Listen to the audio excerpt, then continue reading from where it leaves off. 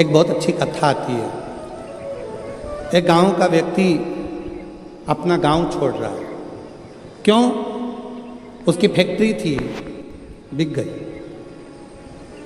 उसका व्यापार था, बंद हो गया।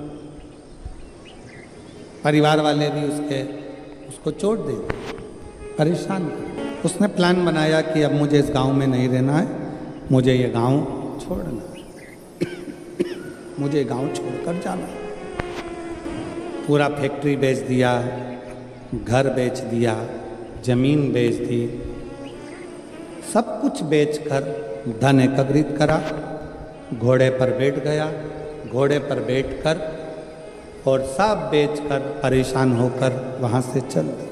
60 किलोमीटर दूर दूसरा गांव था, वहाँ पहुँच गया। गांव में जाकर देखा तो गांव के लोग आम के पेड़ के नीचे, पीपल के पेड़ के नीचे बैठे हुए हैं, बातचीत कर रहे हैं।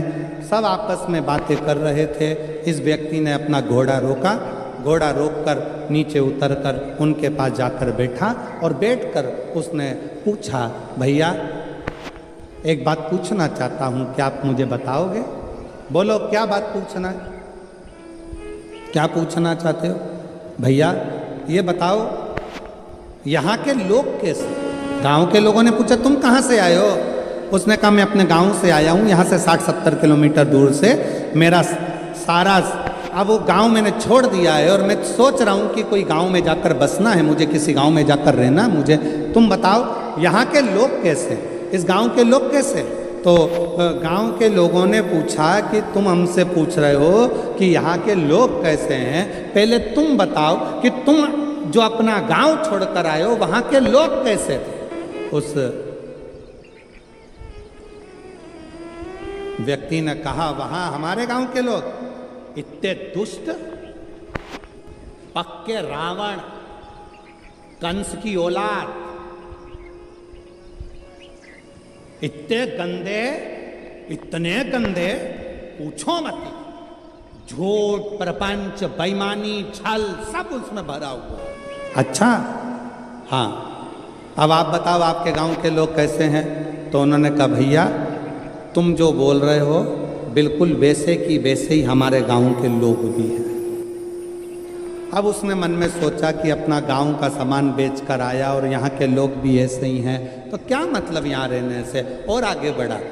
200 किलोमीटर दूर आगे जाने पर फिर एक गांव में पहुँचा। एक गांव में पहुँचा तो वहाँ पर लोग बैठे हुए थे, बातचीत कर रहे थे। ये उतर कर फिर गया। इसने जाकर पूछा, क्यों भैया, क्या बात है? गांव के लोगों ने पूछा, तुम कौन हो? मैं 200 किलोमीटर दूर मेरा गांव था, सब कुछ बेचकर मुझे बसना है, कोई अच्छा गांव ढूंढ रहा हूँ। अच्छा, तो अब ये बताओ कि आपके गांव के लोग कैसे हैं? उसने कहा, हमारे गांव के लोग? हाँ, पहले ये बताओ कि तुम्हारे गांव के लोग कैसे थे? घोड़े पर बैठा हुआ व्यक्ति ने कहा, मेरे गांव के लोग? हाँ। उसने विचार करा, भी पहले वालों को बताया ऐसा ऐसे थे।